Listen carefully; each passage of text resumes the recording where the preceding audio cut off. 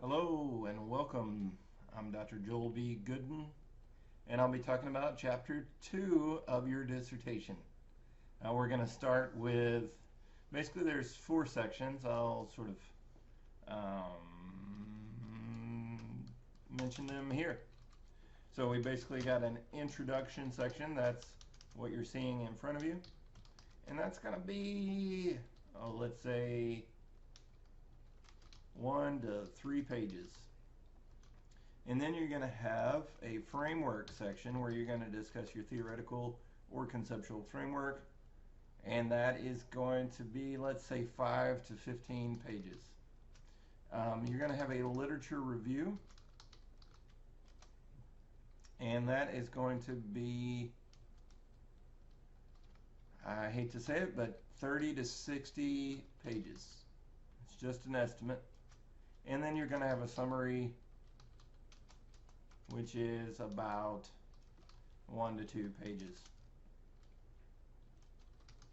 So you'll notice that there's not much here, there's not much in the summary.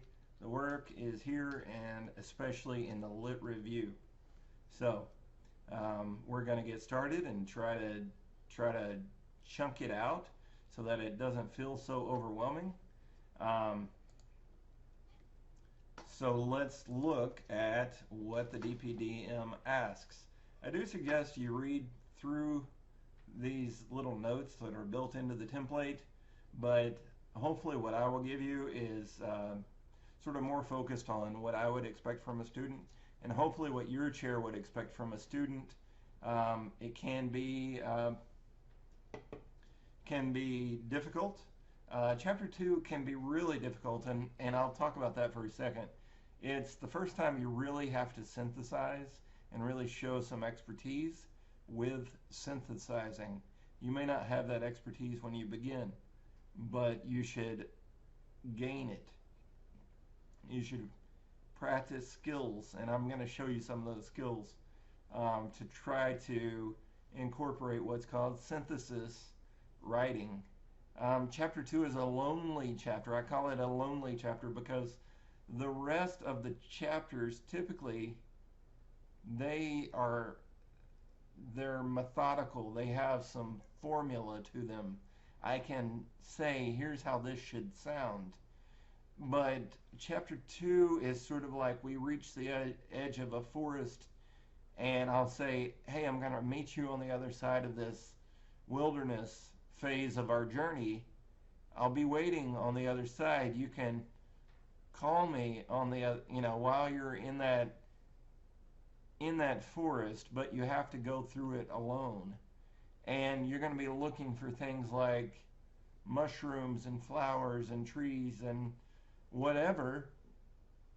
I can sort of give you some hints, but I can't say exactly what you're going to find and what you're going to need to do with it. It sounds pretty vague, I understand. The point that I'm trying to make is that you're going to read literature. You're going to read a whole lot of articles.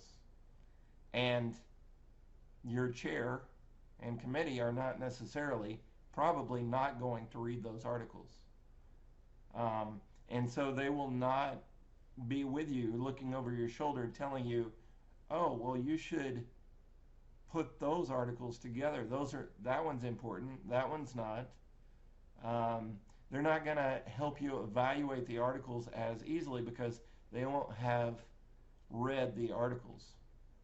We'll get into a little bit more of that later, especially in the third section of this chapter.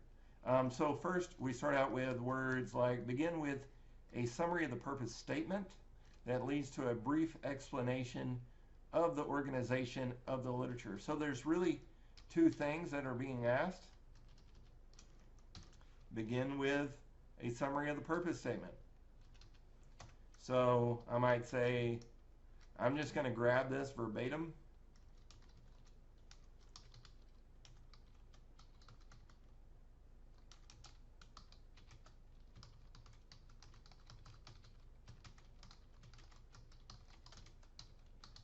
From purpose section of chapter 1, it should be the first sentence. I might add, 3 more sentences, then you're done. Some chairs might want a little more. Some chairs are going to be fine with this. So you're just sort of restating the purpose, reminding the readers, here's what I'm trying to do with this study. Let me remind you. In case you've slept since I wrote chapter 1.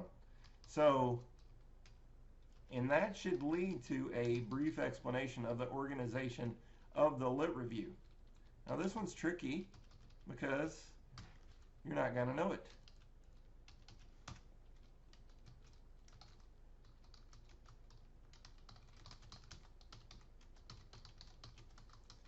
Right? Since you haven't yet written the lit review, you do not know the organization of it.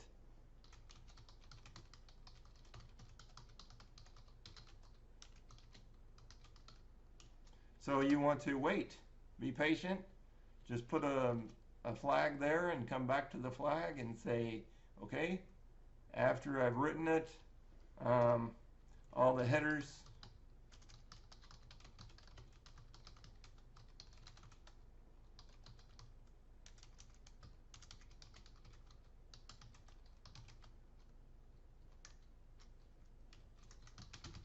like the chapter will include a discussion of the theoretical framework, and then literature on the topics of topic A, topic B, topic C, however many topics you have.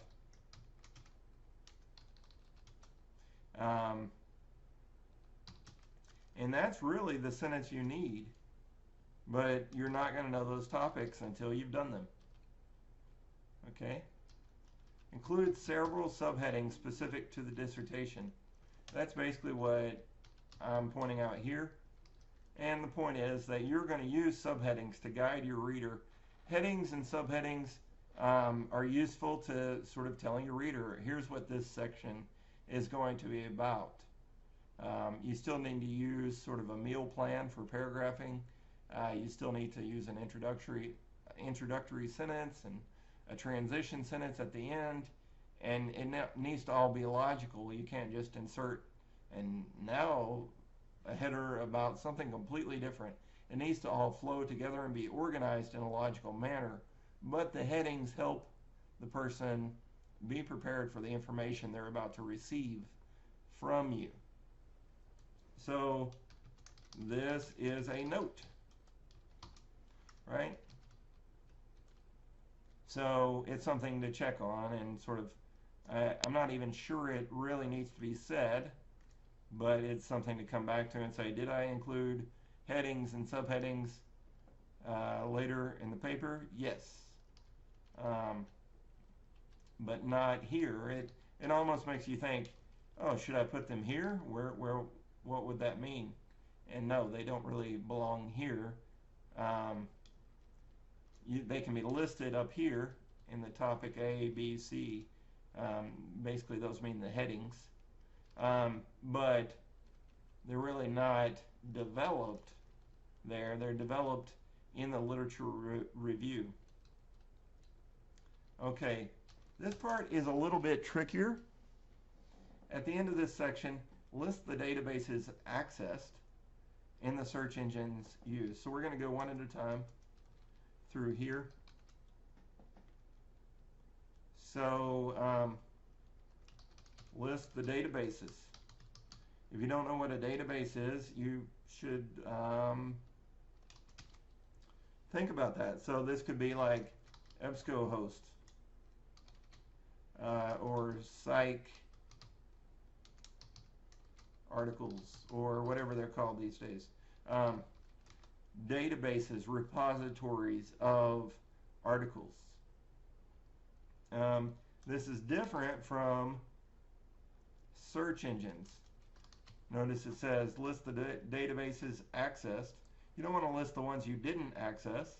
You may not even know which one, so start a running list of what you think you're going to use, and then come back and fill in. So this requires, because you're going to forget if you don't sort of do it and take notes as you search, you're not going to, if you don't take notes as you search, you might leave some stuff out. And so we kind of want to tell the reader, here's how I went about sort of getting a handle on all the relevant literature to my topic. And you want to sort of be somewhat accurate in how you do that. If you don't take notes while you do it, you're probably going to forget all the databases you used, all the search engines you used, all the search terms you used. So you need to take notes as you do it and start filling this in while you're doing it. List the search engines. So this could be Google Scholar. At North Central, our library has a search engine tool called Roadrunner, which happens to also be our mascot, the Roadrunner. So any search engines you used. Search parameters, including the search terms and their combinations. So you might say, let's say you're studying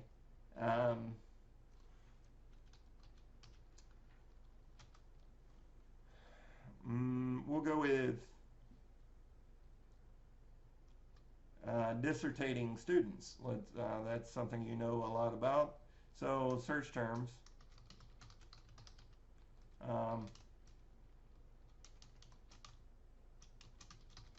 In my search of relevant literature, I used the search terms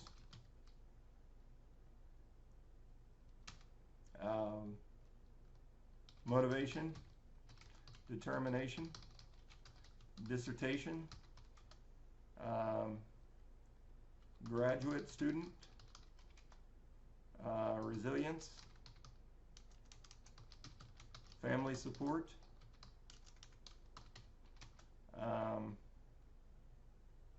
time management, etc. Right? And so one thing you can go back and do just to make this a little neater is you don't want to copy the comma.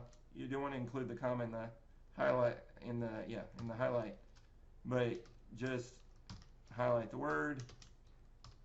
You can do this with the format paint if you want. You could go to home on your screen, click on the paint symbol.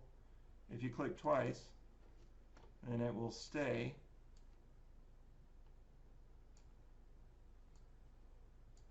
Notice I'm not including the comma because it's not meant to be italicized. And a lot of your chairs will never complain about you doing this or not doing this, but I think it looks nice. Include the search terms. You might have combinations like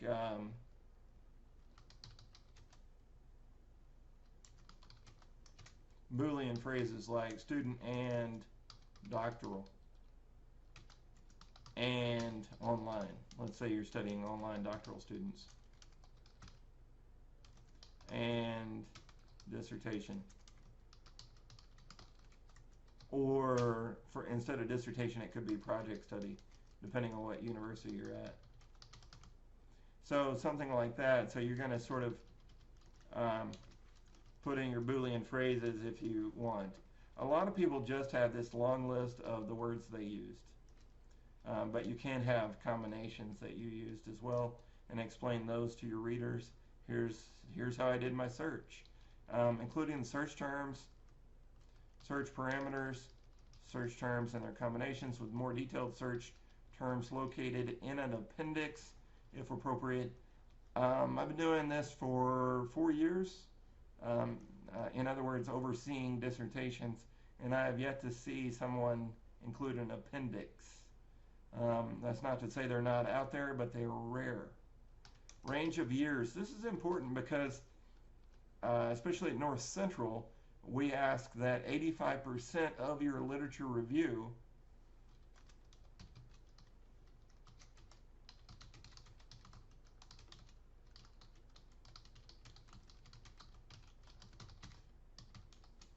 so 85% must be current at the time that you finish your dissertation. Understanding that you're maybe 2/5 of the way through, you should probably aim for 4 years from the date that you're in. So currently I'm in 2020. So my students that are wanting to do this, I say search 2016 and more recent. 2015, 2014 are pushing it. Here's the reason about the currency and my main emphasis on the currency issue. Why do we need to only or mainly have current articles? Well, because an article that maybe came from 2005 could be outdated. If you're quoting stats from 2005 or 2010 or 15 even, there might be a 2020 article that has more accurate and up-to-date information. We want your information to be accurate and up-to-date on whatever topic you are discussing. That you may struggle with that because there will be some older articles that have some great information, and you do have the opportunity to use those 15% of the time. So you're allowed to use them. We just encourage you, if you don't target very current literature, you can actually normally put a time restraint on your searches. Depending on the search engine, Roadrunner or Google Search, you can put time restraint, like I only want 2016 to 2020, and then you want to look at those articles.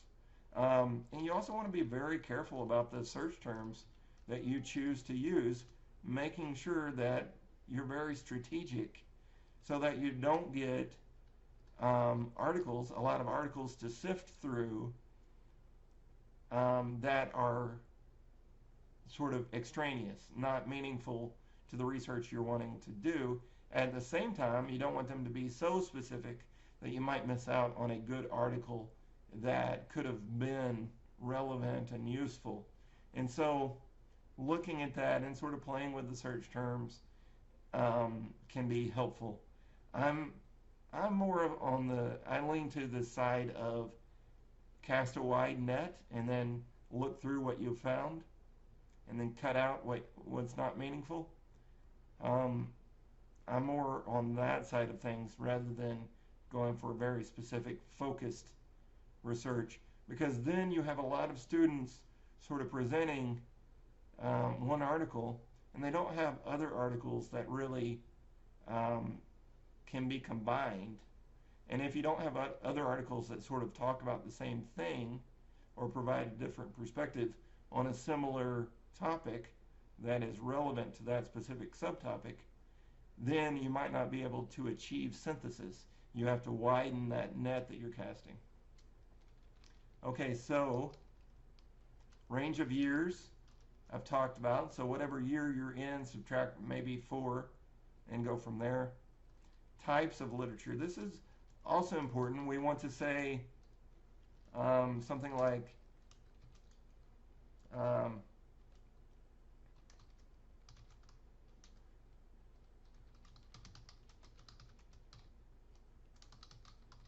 the searches were restricted to scholarly articles or scholarly peer-reviewed, because not all scholarly articles are peer-reviewed, articles and books,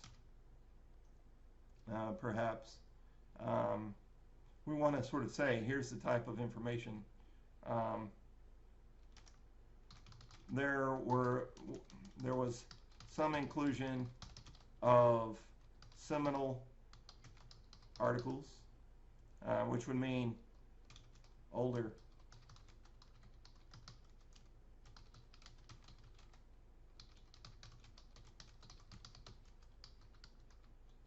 from the founder of a thought paradigm, the first person to talk about it, something from Freud, something from DC and Ryan's first paper, something that is useful, that may be aged. Typically, you're showing them, here's what I'm searching for, here's what I'm going for, but of course, you're going to find some that may not be peer-reviewed. They might be government websites in some cases. They might be National Institute of Mental Health, CDC. Could be all sorts of things that are still scholarly but not peer-reviewed. Of course, your focus is on finding peer-reviewed, but depending on your topic, you may not be able to sort of fill out a comprehensive literature review without including some other types of sources that don't fit into this peer-reviewed parameter. So that's types of literature. Now we're going to go to how long it should be. They say develop approximately 30 to 70 pages. It really can be that long to this chapter to include citations to at least 50 relevant sources. I'm not really about counting. I'm really about, did you do the job? So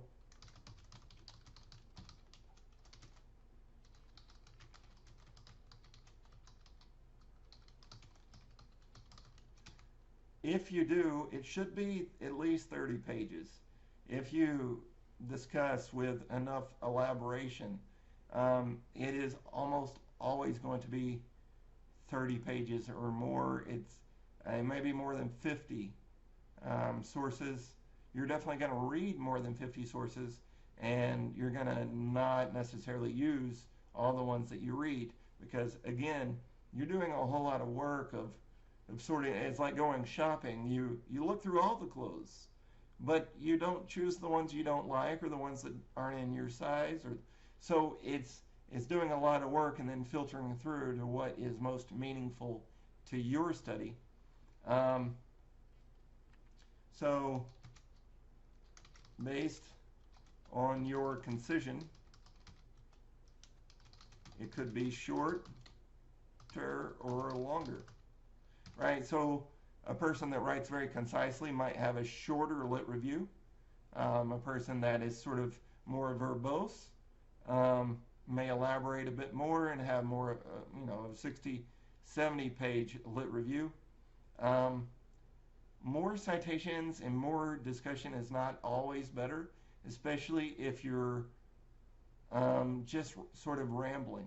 So avoid that, be concise, state your points, don't give too much detail that is extraneous, stay focused, and you can always come back and trim and build in synthesis, which is something we're going to talk about soon.